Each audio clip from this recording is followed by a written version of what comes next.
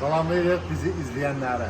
Mən sizə bu Çin avtomobillərin hansı avtomobillərdən götürmələrini sizə göstərəcəm. Hal-hazırda Çangan Q5'dir, özünüz də görün.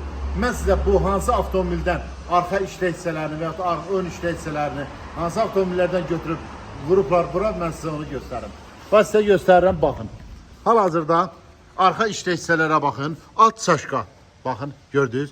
Alt çaşka, bax, sağ yan tiyaqa, razvallı qol, gitarası, gitaranın vtulkası, amortisatorunun bu 56 santimdir, 56 santimdir uzunluğu, amma indi bunu nə ilə sizə müqayisə eləyəcəm, sizə baxıb bu hal-hazırda Çangan Q05'dir, 2025-ci ildir. Mən bunu sizə Kia Ceed-lə birlikdə müqayisəsi göstərirəm. Eyni ilə, bu da metrajla da bu dəqiqədə ölçmüşəm. Alt çaşkası Kia Ceed.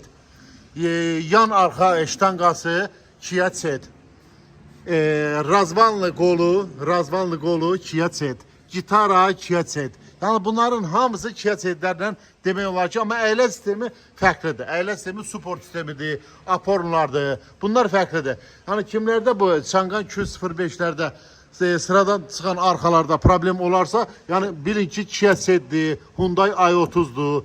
Bunu amortisatorda qoymaq olar. Cəmi 4 santim fərq eləyir. Bu qısadır, Kia Ceed qısadır, amma Çangan Q05 bir 4 santim, 5 santim o bundan hündür. Yəni qoymaq da olar, heç bir problem yoxdur. Yəni hər kəs bilsin ki, bu ikinci əl ehtiyat hissələri var. Hər kəs deyirdi ki, bu görəsən nə olacaq, bu sıradan çıxsa hardan alacaq, heç yana. Gedirsiniz Hyundai Kia yerinə, Kia Ceed'in, i30'un, onların bax işlə hissələrindən də istifadə edirsiniz. Belə, diqqətinizə görə çox sağ olun.